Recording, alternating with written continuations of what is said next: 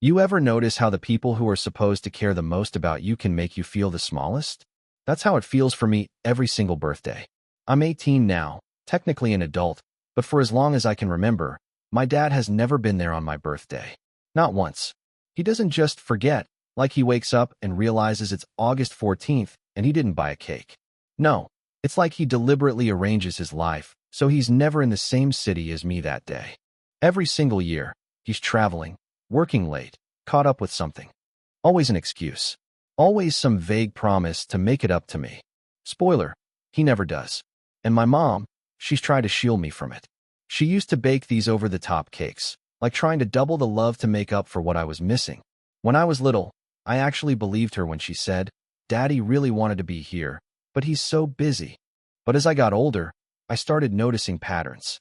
He wasn't busy when it was my older brother's birthday, or when it was my mom's, or his own, just mine. Always mine. This year was supposed to be different. 18 feels like a milestone, right? A fresh start. I told myself, if Dad shows up this year, maybe he does care. Maybe he just messed up before. I wanted to believe it. I came home from school that day. I even dressed up a little, put effort into how I looked, which is something I don't usually care about. The dining room table was set. Mom had ordered my favorite cake from this little bakery that always makes me feel like a kid again. My best friend, Jess, was already there with a gift bag, and the empty chair at the table, the one my dad should have been in. I kept glancing at the clock. 6, 6:30, 7. By 8, Jess was trying to distract me by making dumb jokes. Mom was forcing a smile, and my phone buzzed with a text from Dad. "Sorry, kiddo. Can't make it.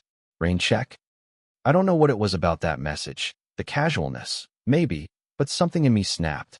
I excused myself from the table, went into my room, and just stared at the text. 18 birthdays. 0 from him. So yeah, the next day, I drove to his office and confronted him. And that's where this whole disaster really started. The next morning, I barely slept. My eyes burned from crying half the night. But honestly, it wasn't even the tears that kept me awake. It was the anger. The kind of anger that starts hot, then cools into something sharp and heavy, like a rock in your stomach. I wasn't even planning it at first, but when I got into my car, I found myself driving across town toward my dad's office. It felt impulsive, but also inevitable. 18 years of swallowing it down, letting him skate by with weak excuses, telling myself I didn't care. I couldn't do it anymore. His office is in one of those bland glass buildings with way too much parking out front, the kind that smells faintly like carpet cleaner and burnt coffee. I'd been there a few times as a kid when Mom had to drop something off for him, so I knew the layout. The receptionist looked up at me when I walked in, and for a second I thought she'd stop me, but she just smiled politely. "Hi, is your dad expecting you?" she asked. "No," I said, "but he should be." Her smile faltered, but she pointed me down the hall anyway. By the time I reached his door, I could feel my pulse in my neck. I didn't even knock. I just pushed it open. He was there, behind a big desk piled with folders. He looked up, startled. "Kiddo, what are you?" "Don't call me that." My voice came out sharper than I intended, almost trembling. His eyebrows knit together. "What's going on? Is your mom okay?" "Yeah," I said. "She's fine. I'm not." He leaned back in his chair, sighing like I was already exhausting him. "If this is about last night, it is about last night. And the 17 before that. Do you even realize you've never once been at my birthday?" He blinked at me, like he needed a second to process what I just said. Then he rubbed his forehead. "Look, I know I messed up, but I'm busy. Work doesn't just stop because it's your birthday." My fists clenched at my sides. "It stops for everyone else's. You were at Ryan's birthday last year. You threw a party for Mom's. But when it's mine, suddenly it's urgent meetings or business trips. Why is it always me?" His eyes flickered. Something quick, like a flash of guilt or annoyance. I couldn't tell. "It's not like that." "Then explain it." My voice cracked. "Explain why I'm the one you never show up for." For a long moment, he didn't say anything. The only sound was the faint hum of the air conditioning. He looked down at his desk, tapping a pen against a folder. Then, finally, he said, almost too quietly, "Because it's complicated." I stared at him. "Complicated? It's a birthday. You show up, eat some cake, say happy birthday. How is that complicated?" He shook his head. "You wouldn't understand." "Then make me understand." My voice was rising now, and I didn't care if people outside could hear. My whole body was shaking, but it felt like I'd been holding this in for years, and once it started spilling out, I couldn't stop. Do you have any idea what it feels like? Sitting there every year, pretending I'm not crushed, while mom tries to act like it doesn't matter. Do you know how embarrassing it is to make excuses to my friends, like, "Oh, dad's busy," when I know you just don't care? His face hardened. Don't say I don't care. Then prove it. Tell me why. Because from where I'm standing, the only explanation is that you don't actually give a damn about me. The words hung in the air, heavier than I expected. For a second, he just stared at me. Then he stood up, pushing his chair back. His hands were on the desk, leaning toward me. You think it's that simple? His voice was low, almost a growl.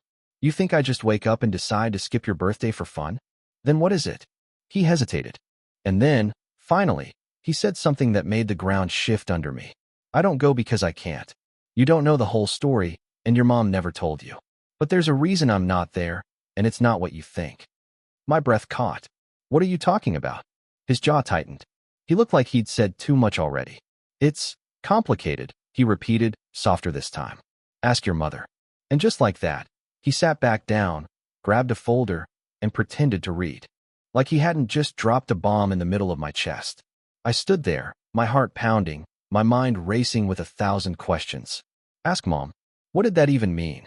What kind of reason could possibly justify missing every single one of my birthdays?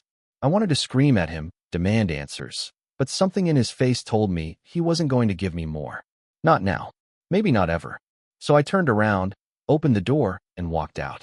But as I stepped into the hallway, my phone buzzed in my pocket. A text from mom. We need to talk. Now. When I got mom's text, we need to talk. Now. I swear my stomach dropped straight into my shoes.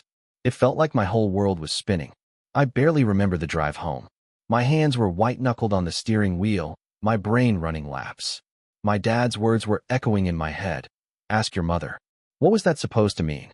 By the time I pulled into our driveway, the house looked the same as always. The faded shutters, the porch light that flickered every couple of seconds, but it didn't feel the same. It was like I was walking into a different house, one where the walls had been hiding something from me all these years. Mom was waiting at the kitchen table when I came in. No cake, no decorations left over from last night. Just her, a half-empty mug of coffee, and this tightness in her face I hadn't seen before. She looked up at me. You went to see your dad, didn't you? I froze in the doorway. He told me to ask you. Her eyes flickered, almost like she'd expected this but still hated hearing it out loud. She motioned for me to sit. I sat down, but I couldn't stop tapping my foot against the floor.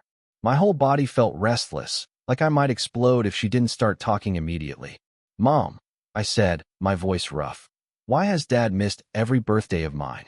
He said it wasn't an accident. He said there's a reason. What is it? She didn't answer right away. Instead, she wrapped her hands around her mug, staring into the coffee like it had the answers. Finally, she let out this long, shaky sigh. I always hoped we could get through this without you knowing, she said quietly. That maybe, somehow, it wouldn't matter. But you're old enough now, and clearly, you're not going to let it go. No, I said, sharper than I meant to. I'm not. She nodded slowly. Her shoulders slumped, like she was carrying a weight too heavy to keep upright anymore. Okay, she whispered. Okay. The truth is, your birthday isn't just your birthday. It's also the anniversary of something else. Something your father has never been able to face. I blinked at her. What are you talking about? She finally looked at me, her eyes wet. The day you were born, something happened. Something with your dad. And every year when the date comes around, it's like he can't separate it. He can't see the joy without remembering the pain. My heart was pounding so hard it almost drowned out her words. What pain? Her lips pressed into a thin line. For a second, I thought she wasn't going to answer. But then she said, the day you were born, your father lost someone very important to him. Someone he cared about deeply. I leaned forward. Who? She hesitated again, glancing away. His father. Your grandfather. That hit me like a punch. My grandfather, Dad's dad, had died the day I was born. I knew he'd passed away years ago, but I never knew it was the same day. Mom had never told me that. Nobody had. I sat back in my chair, stunned. Why didn't you ever tell me? Because I didn't want you to grow up feeling guilty for something you had no control over, she said, her voice breaking. You were a baby. You deserve to have birthdays without that shadow hanging over you. I rubbed my face with my hands. It made a twisted kind of sense, but it didn't answer everything. So Dad misses my birthdays every year because it reminds him of his dad dying? Yes, she said softly. I wanted to believe that was the whole story. I really did. But something in her eyes told me she wasn't being completely honest. There was more. Mom, I said carefully, you're not telling me everything. Her eyes filled instantly. She shook her head. Please, don't push this. I deserve to know. My voice cracked. Do you know how humiliating it is, sitting at an empty chair year after year, wondering what's wrong with me? You think telling me part of the story is enough? No, tell me the rest. She looked at me for a long time, her lips trembling, her hands clutching the mug like it was the only thing keeping her grounded. Then, finally, she whispered, it wasn't just his father. My breath caught. What do you mean? Tears slid down her cheeks. That day, he lost more than one person. I stared at her, my chest tightening. More than one person? Who else could it have been? And why did she look so devastated saying it? Mom, I whispered, my voice barely holding steady. Who else? She covered her mouth with her hand, shaking her head. I can't. Not yet. And that was it. She stood up, walked out of the kitchen, and left me sitting there with my heart racing, my mind spinning. Not just his father. More than one person. What could that possibly mean? I didn't follow her right away. I just sat there at the kitchen table, staring at the grain in the wood like if I traced the lines long enough I could sketch my way to an answer. The clock on the stove flicked from 3:12 to 3:13. I could hear her moving down the hall, drawers opening, a door closing soft, then another opening. The house had that hushed, empty sound it gets in the afternoon, when the sun is bright, but somehow everything feels dim. I stood up when my legs started tingling from how hard I'd been tapping my foot. Mom, I called, not loud, just enough to test if she'd answer. She didn't. I followed the sound of her drawers to the spare room we jokingly call the blue room, because it has these faded blue curtains and a quilt my grandma made. The door was only half open. When I pushed it, it bumped into a box on the floor. She was kneeling by the closet, and she looked up at me with red eyes.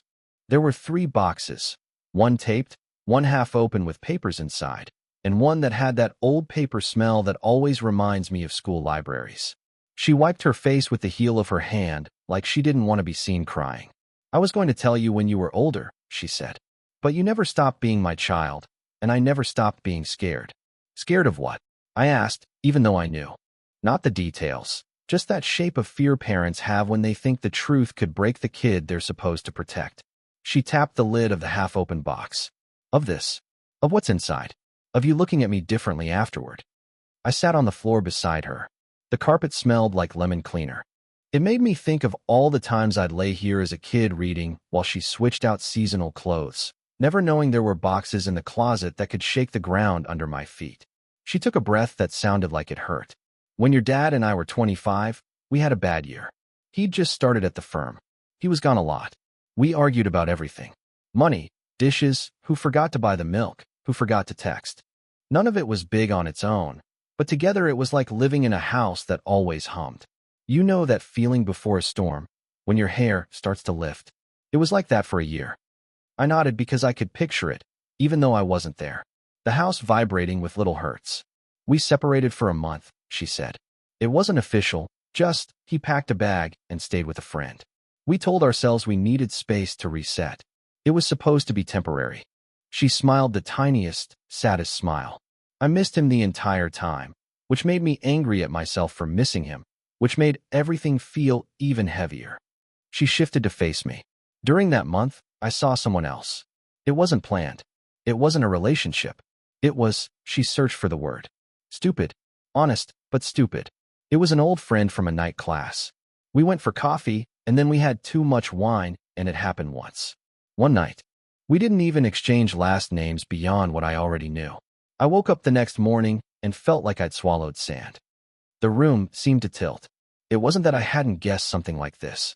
It was just hearing it from her mouth, while we were both sitting on the floor like kids, that made it slam into me.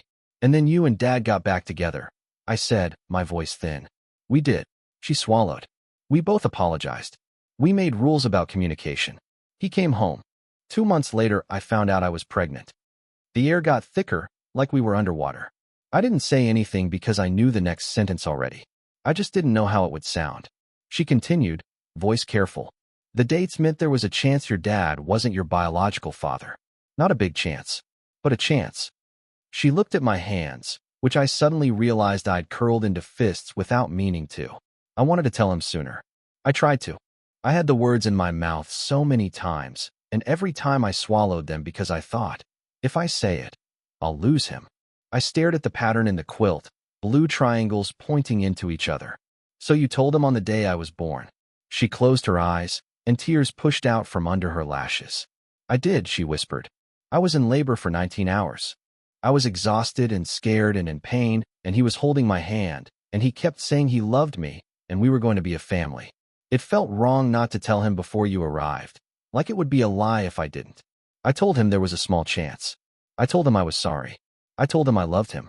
He went so quiet. You were born, and he cut the cord with his hands shaking, and he kissed your forehead, and he looked at me like I was a stranger. The picture of that day formed in my head, even though I didn't remember any of it. Bright hospital lights, the beeping monitor, the metal of the bed rails cool under his grip, the nurse wrapping me, my dad's face like a shutter closing. And your grandfather, she said, breath hitching. He had a heart condition we knew about, but he wouldn't slow down. He insisted on driving to the hospital even though your grandma told him to stay and wait for an update. He collapsed in the parking garage. They did everything they could. She wiped her face again with trembling fingers. So when I said he lost more than one person that day, he lost his father. He lost the person he thought I was. He lost the certainty that you were his, even though he loved you already. It was all at once, and he never put it down. Every year, when your birthday came, it was like the box opened in his head and all of it spilled out. My throat felt raw. Did he ever do a test? She nodded. He asked for one when you were 3 months old. I said yes. I would have done anything to fix it if I could. We mailed it in. We were too scared to go to a clinic. We did one of those kits. When the envelope came, he put it on the coffee table. We stared at it for an hour. Then he picked it up and said, I'm not ready. He put it in the drawer. He never opened it. I stared at her. You never opened it either? I thought it would be better for us to choose to be a family without that paper deciding for us. He came around in daily life. He changed diapers. He read books. He taught you to ride a bike. He called me from the grocery store when he forgot which cereal you liked. But every August, the date would approach, and he would get quieter and quieter. And then there would be some reason he couldn't be there. I thought the excuses were random, I said. My voice sounded far away. They weren't random. She shook her head. He was punishing himself and maybe punishing me. He never said it like that. He put it in the language of work and meetings. It felt less cruel to both of us to pretend. I sat back and let the ceiling come into focus, the hairline crack we never fixed running diagonally like a white scar. I tried to remember every birthday, and in each my dad was a ghost just off stage. A text, a call, a card that arrived a day late with a rushed signature. I always thought I was the problem he didn't have time for. I didn't realize I was holding the string of the problem he refused to untie. Mom, I said, why didn't you tell me any of this? Not even the part about Grandpa. She winced. Because I wanted your birthdays to be about you. Not about a hospital parking garage or a closed envelope in a drawer. I thought I was protecting you. I see now that I was also protecting myself from having to see the way this hurt you in real time. I wanted to be angry. I could feel the anger there, pacing. But it kept bumping into this weird well of sympathy that I didn't expect. She looked small on the floor, like someone who'd tried to carry a heavy box by herself for 18 years and finally set it down and realized it had cut her hands. What happened to the envelope? I asked. Her eyes flicked to the box with the old paper smell. It's in here. My heart climbed up into my throat and got stuck. You kept it all this time? I could never throw it away. She touched the edge of the box like it might bite. I told myself it didn't matter, because he chose to be your dad in every way that counts. But when he missed birthdays, the envelope would glow in my mind like it was plugged into an outlet. I would think, if I open it and it says you are his, maybe he'll stop running from the date. And then I'd think, if I open it and it says you aren't, I will lose him for real. So I left it closed. Cowardly, maybe, but I didn't know how to pick a pain. Do you know where the guy is? I asked. The one from class. The maybe. She shook her head. He moved away before you were born. We didn't keep in touch. I told him about the pregnancy, and he said he'd step up if it was his. But then I reconciled with your dad, and he told me he didn't want to interfere. He said he'd respect whatever choice I made. And then, life swept us forward. I tried to picture this ghost man, this possibility hanging in the air over our house for 18 years like a balloon that never popped. What was his name? I asked. Daniel, she whispered. Daniel Reed. He had a quiet laugh. He always wore a white watch that looked cheap, but he said it was from his dad, and he loved it. He wanted to teach middle school history. I haven't said his name out loud for years. Silence settled. The blue room felt too small for all the sentences in the air. The box waited like a dare. After a minute, she said, "You can open it if you want." She didn't look at me when she said it. She looked at the center of the box, at nothing, like she was bracing. I reached toward the lid, then stopped with my fingers hovering. I could feel my own pulse in my fingertips. If I open this, it doesn't just answer a question, I said. It rewrites the past, or it doesn't. Either way, it changes the present. She nodded. It's your right to know. It always was. I'm sorry it took me this long to say that. The house creaked. A car went by outside playing music so low I could only hear the bass thump like a second heartbeat. In the hallway, the thermostat clicked. Before we open it, I said, and my voice surprised me with how steady it sounded. I need to ask you something else. The last 2 years, last year and the year before, Dad wasn't just busy. He was gone the whole day. Do you know where he goes? She closed her eyes for a long second. Sometimes he goes to the cemetery, she said. I know that because your grandmother told me she ran into him there one year. Sometimes he says he has a conference, and it's real. And sometimes, she bit the inside of her cheek. Sometimes I think he goes somewhere he doesn't tell me about. My stomach tightened. What does that mean? It means marriage is a lot of knowing and also a lot of faith. And mine is tired. She hesitated, then added. A year ago, I found a charge on his card from a bakery in Willow Cross on August 14th. That's 2 towns over. The receipt said custom cake. He told me it was for a client celebration. It might have been. She held my gaze without blinking. But I noticed the design on the shop's Instagram. It was a blue cake with small white paper stars. The caption said, for a special kid on their special day. No name, just a date. My mouth went dry.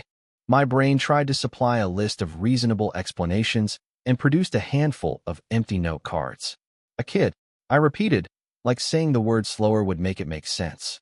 She put a hand on my knee. I don't know anything for sure. I shouldn't have said it. She exhaled. I have felt for a while like there are bracelets of truth circling us, and I keep missing them when they swing by. I felt something like vertigo, the room tipping a few degrees to the left. Part of me wanted to laugh because, of course, today could always get messy. Part of me wanted to lie down on the carpet face first and let the blue room swallow me. I slid the box a fraction closer.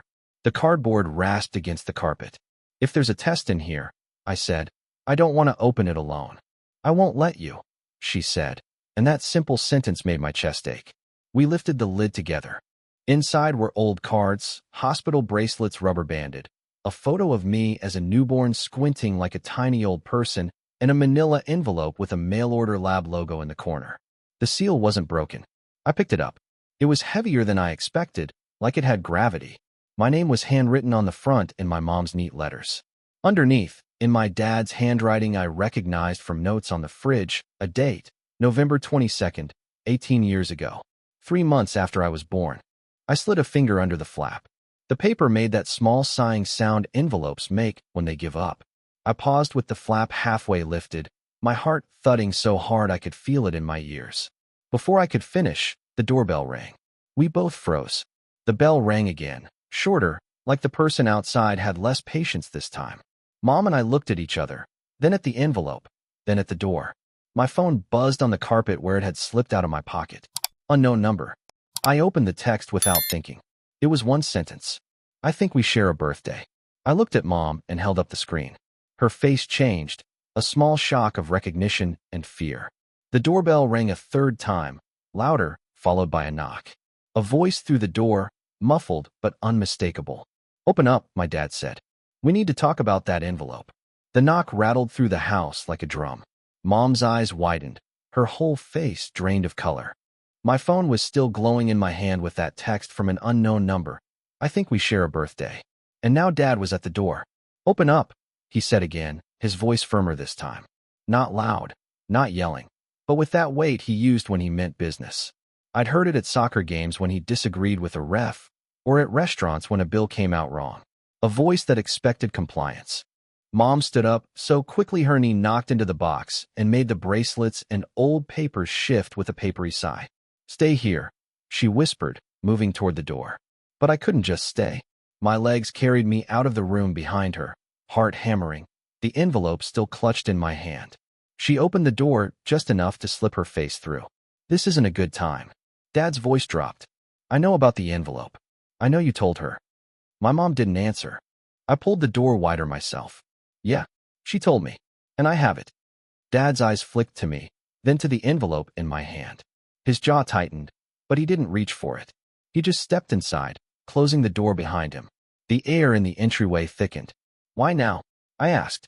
My voice cracked a little, but I didn't care. Why after 18 years of pretending suddenly it's urgent? He took a breath through his nose. Because someone else knows. The words landed like a stone in my gut. What do you mean, someone else?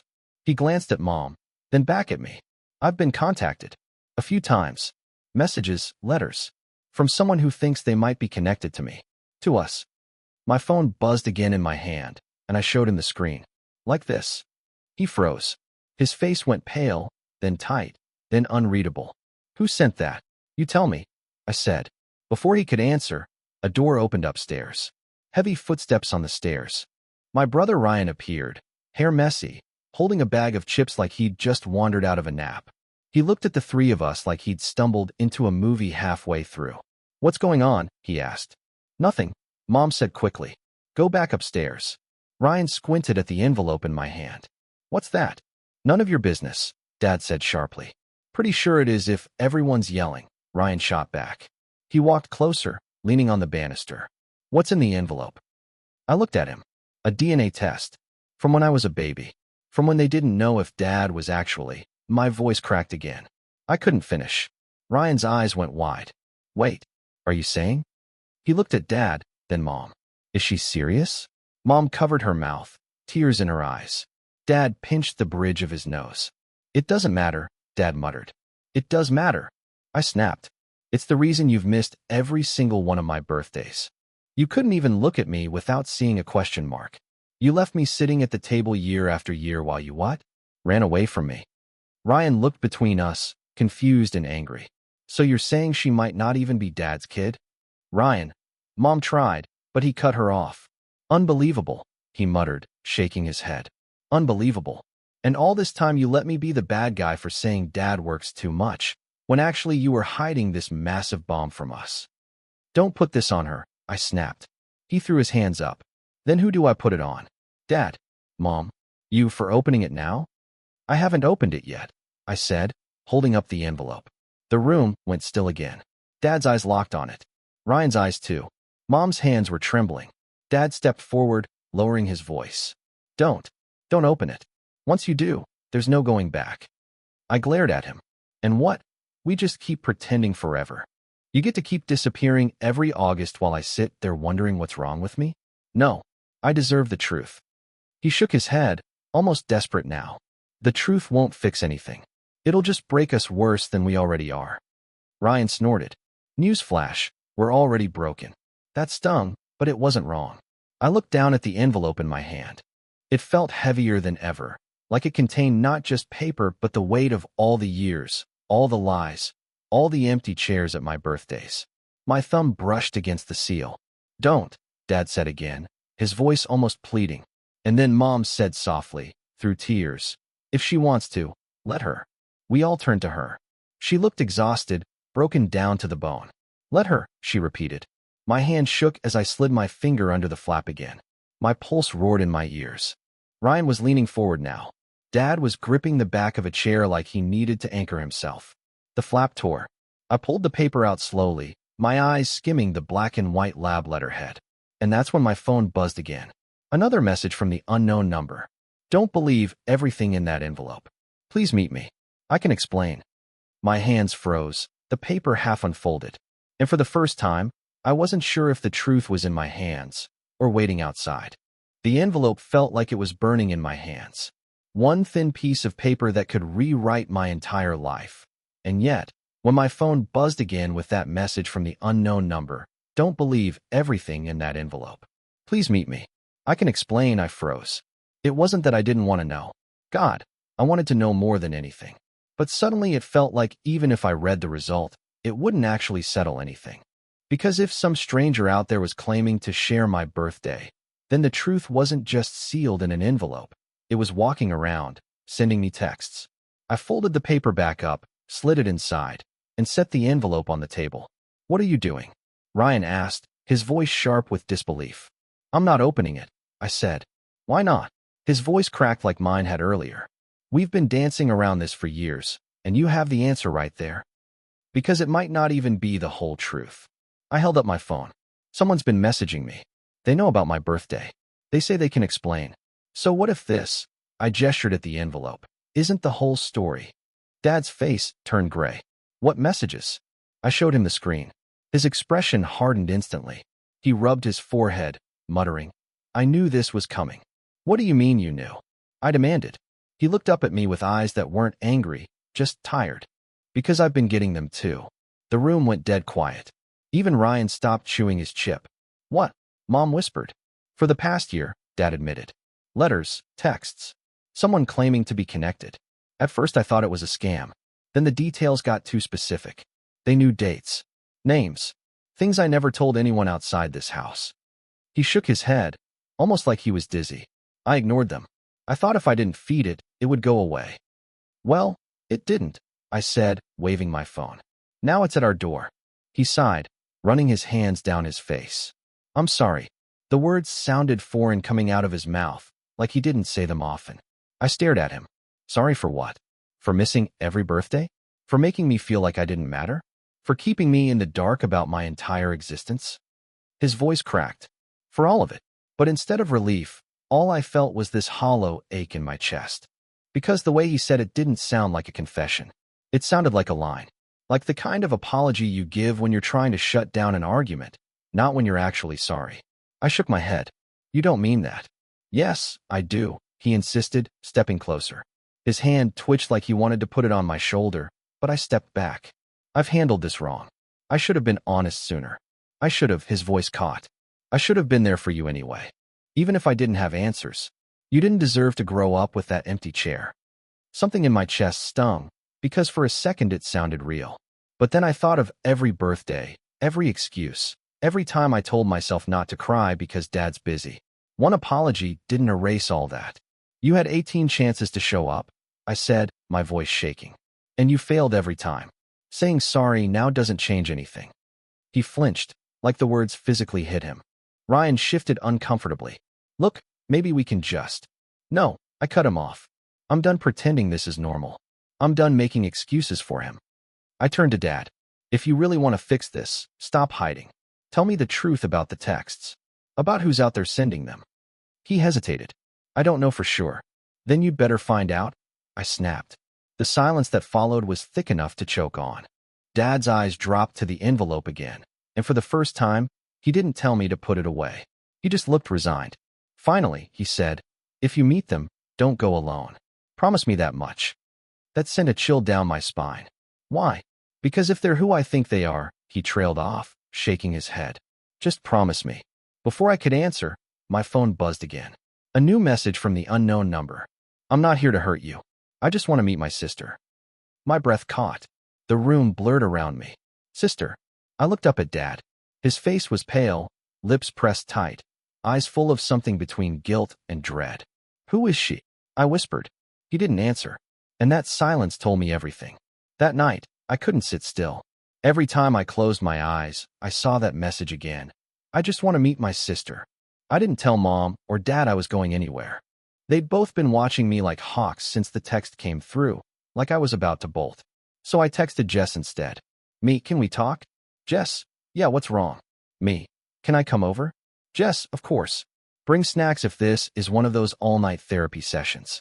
By the time I pulled into Jess's driveway, my hands were shaking on the steering wheel. She met me at the door in sweatpants and an oversized hoodie, holding a blanket like she already knew I'd need it. We sat cross-legged on her bed with the lights low, the glow of her salt lamp painting everything orange. I told her everything. The envelope, the fight, the texts. I even read them out loud, my voice breaking when I got to the one that said sister. Jess's eyes widened more and more as I went. When I finished, she just whispered, "Holy crap." "Yeah," I said, burying my face in my hands. "So let me get this straight," she said slowly. "There's a chance your dad's not your real dad. There's some random envelope that could prove it. And now there's a stranger texting you claiming to be your sister?" Basically, Jess let out a low whistle. "Okay, first of all, this is officially the messiest thing you've ever brought to my room. And second," she hesitated, "do you believe them?" I looked at my phone, the message still glowing on the screen. "I just want to meet my sister." "I don't know," I admitted. "But something in me. I don't know, Jess. It doesn't feel fake. It feels like they know me somehow." She frowned. "If you're going to meet them, you're not doing it alone." I sighed. "My dad literally said the same thing." "Because he's shady," Jess said, "and I actually care about you." That made me laugh. Weak, but real. And it reminded me of why Jess had been my best friend since kindergarten. When everything else was chaos, she was this solid, steady person who didn't let me drown in it. So the next afternoon, Jess drove with me to the coffee shop 2 towns over, neutral ground, halfway between my house and the location the unknown number sent me. My hands were clammy the whole ride, my heart pounding like I was about to take the SATs with no prep. The shop was one of those cozy ones with mismatched chairs and chalkboard menus. I scanned the tables, half hoping no one would be there. But then I saw her. She was sitting alone by the window, fidgeting with a paper sleeve on her coffee cup. At first glance, she looked ordinary, hoodie, messy bun jeans. But then she looked up at me, and my breath caught. Because her eyes looked like mine. Same color, same shape. Like looking in a mirror where half the details had been scrambled. I walked over slowly, Jess trailing close behind. "Are you?" The girl stood up, nervous but determined. "I'm Hannah." She swallowed. "And if what I've been told is true, I'm your sister." For a second, all I could do was stare. My brain refused to connect the dots, but my heart was racing like it already had. Jess nudged me. "Say something." I sat down across from Hannah. "Okay, if you're my sister, prove it." She dug into her bag and pulled out a folded photo. She pushed it across the table. My hand shook as I opened it. It was a picture of a little girl, maybe 4 or 5, blowing out candles on a cake. A man stood behind her, smiling. "My dad." My throat closed up. Yeah," Hannah said softly. "That's your dad. He used to come every year on my birthday. Every single one. He even made sure the cake always had little stars on it, because I loved stars." Her voice cracked. "He never missed mine." The world tilted. I gripped the edge of the table, my knuckles white. Jess's hand slid onto my arm like she thought I might fall. "He has another family," Hannah whispered. "And I'm part of it." The coffee shop noise, clinking cups, low chatter, steaming milk, faded into a dull roar in my ears. I looked at her again, really looked, and realized I could see traces of him in her face too. Not just me. My chest felt hollow. So that's where he was. All those years. All those birthdays. She nodded, tears brimming. With me. By the time I got home from meeting Hannah, my whole body felt like it had been wrung out. Jess had driven us back in silence, one hand steady on the wheel while I stared out the window, trying to breathe through the ache in my chest. When I walked in the front door, Mom was waiting in the kitchen. Dad was sitting at the table, staring into his coffee like it could tell him how to fix his life. Ryan was leaning against the counter with his arms crossed, scowling. The second they saw my face, the room went tense. "You met them," Dad said quietly. Not a question. I dropped my bag on the chair. "Her. I met her." "Hannah." Mom gasped, covering her mouth. Ryan's arms dropped to his sides. Dad just closed his eyes. "She showed me a picture," I said, my voice breaking. "Of her birthday. With you standing behind her. Smiling. With a cake covered in stars." The silence after that was suffocating. Finally, Ryan exploded. "Are you freaking kidding me? You've been missing her birthdays because you were busy celebrating someone else's? Another kid." His voice cracked into a half scream. "Are you serious right now?" Dad flinched, but didn't deny it. Mom's face crumpled. "Oh my God." Her voice was a whisper. I stepped closer to the table, shaking. You always said it was complicated. You let me think it was about Grandpa. Or about that stupid envelope. But it wasn't. It was because you had another family. Another daughter. And you chose her over me. I didn't, Dad started, but Ryan cut him off. Don't you dare say you didn't, Ryan snapped. She just told us. She saw the picture. You were there. You were there every single time, while she was sitting here crying into her cake and pretending it didn't matter. You didn't even try to hide it. You just lied. Dad's hands trembled around the coffee mug. It's not that simple. Stop saying that. I shouted. My voice cracked, but I didn't care. Stop acting like the word complicated makes it okay. You lied to us. You lied to me. You stood there every year looking me in the eye and saying you were busy when really you were with her. Mom sank into a chair, her hands shaking. How long? She asked quietly. How long has this been going on? Dad hesitated. That silence was its own confession. Mom's voice rose, raw with betrayal. How long? Dad's jaw worked, but no words came out. Ryan stepped forward, his face red. You know what? Don't even bother answering. I think we all know. 18 years. That's how long. Tears blurred my vision. I felt hot all over, like my skin didn't fit right. Do you even love me? I whispered. Dad's eyes snapped to mine, wide and desperate. Of course I do. Don't ever doubt that. Then why? My voice shook so hard I could barely get the words out. Why wasn't I enough? The silence that followed was worse than any shouting. His mouth opened, then closed. No words. No answer. And that silence told me everything. Mom stood up, so suddenly her chair screeched against the floor. Get out, she said, her voice trembling but fierce. Get out of this house right now. Dad looked at her like she'd slapped him. What? You heard me. Her face was wet with tears, but her voice was steel. Get out. I can't even look at you. Ryan grabbed my arm and pulled me back like he thought I might collapse. My knees felt weak. Dad stood slowly, his face crumbling, but he didn't argue. He didn't apologize again. He just walked to the door, his shoulders slumped like the weight of everything he'd built was finally crushing him. The door shut behind him with a hollow click. The house was silent except for Mom's quiet sobbing. Ryan was still holding my arm. I pulled away, went upstairs, and shut myself in my room. For a long time, I just sat on my bed staring at my phone, at the last message from Hannah. He never missed mine. And I thought, of course he didn't. Because maybe, in his mind, I was never his to begin with. The house felt like a graveyard after Dad left.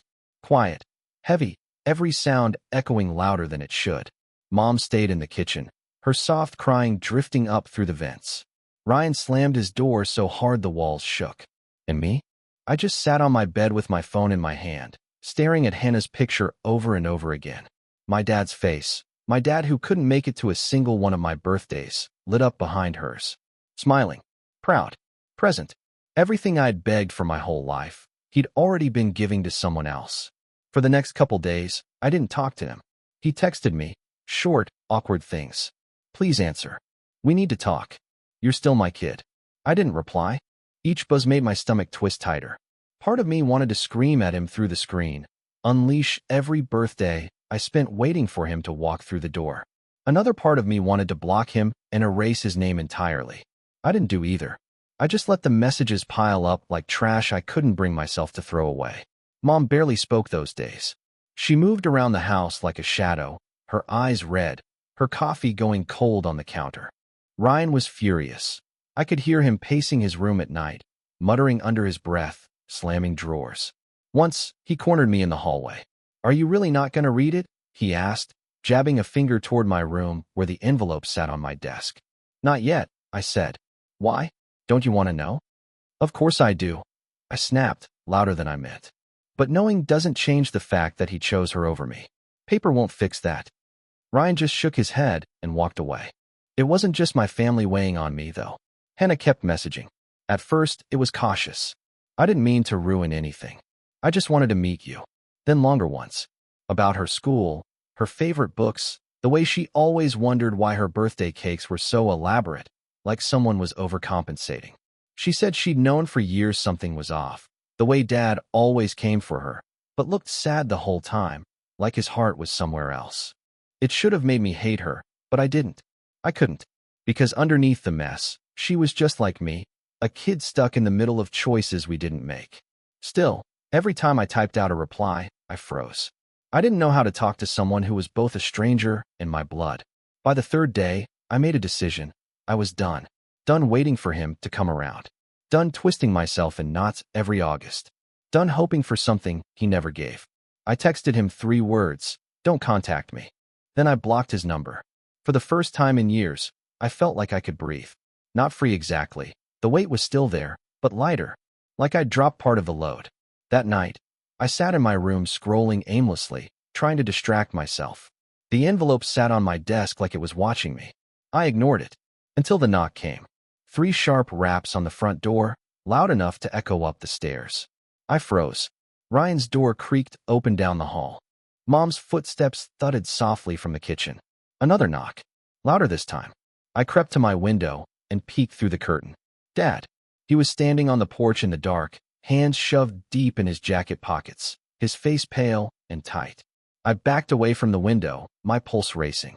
Then his voice carried through the door. Rough, desperate. "Please," he called. "Just let me explain. One last time." The pounding on the door didn't stop. 3 more knocks, steady and desperate, before Mom finally opened it halfway. "You shouldn't be here," she said, her voice firm but shaking. Dad's face looked older than I'd ever seen it. His eyes were red, like he hadn't slept, and his hands were trembling inside his jacket pockets. "Please, I just need to talk to her. One last time." Mom looked back at me, silently asking if I wanted this. I didn't. Not really. But some part of me needed it. Needed him to finally say the words without hiding behind excuses. "Fine," I muttered. But just me and him. Ryan shifted on the stairs like he was about to protest, but I shook my head. This was mine to finish. We sat in the living room, the silence between us so heavy it felt like another person in the room. Dad leaned forward, elbows on his knees, voice low. "I loved your mom. I still do. But when she told me the truth that day, that you might not be mine, something broke in me. I didn't stop loving you, but every birthday was a reminder. Of that confession. Of losing my father the same day. Of everything I couldn't fix. So I ran. From the day. From the truth. From you." My chest tightened. And Hannah? His face collapsed. She came later. Out of another mistake. I never wanted 2 families. But once she was here, she was innocent. And I couldn't abandon her. So I stayed, year after year. And in doing that, I abandoned you instead. Tears burned behind my eyes, but I forced myself to keep my voice steady. "You could have chosen both. You could have shown up for me anyway. You just didn't." He nodded slowly, his voice breaking. "You're right. I failed you. I thought I was sparing you by staying away, but I only left you empty. And I am sorry. I am so sorry. Please, don't shut me out forever. I can't undo the past, but I can be here now. If you'll let me." For a long time, I just stared at him. I thought about every birthday with an empty chair. Every excuse. Every time I told myself not to care when really, it broke me a little more. I thought about Hannah's photo, about how he'd been there for her in all the ways I'd begged him to be for me. Finally, I stood. My voice came out quiet, but clear. "You had 18 years to show up. And you didn't. I can't keep waiting for you to finally choose me." His face crumpled. "Please." But I shook my head. "No, not anymore." I turned and walked upstairs, my legs trembling under me. When I closed my bedroom door, I leaned against it, breathing hard. On my desk, the unopened envelope still sat, its seal unbroken. Maybe one day I'd open it. Maybe I wouldn't. But tonight, I realized the truth wasn't just about blood or paper. It was about who had been there. Who hadn't. My phone buzzed. A new message from Hannah. "I know you're angry at him. I am too. But maybe we can figure this out together." I stared at the screen for a long time, my chest aching, before finally setting the phone down. For the first time in my life, I understood that sometimes family isn't about who shares your name, or even who raised you. Sometimes it's about who stays, after everything else has fallen apart. And as painful as it was, I knew one thing for sure. I was done waiting at an empty chair.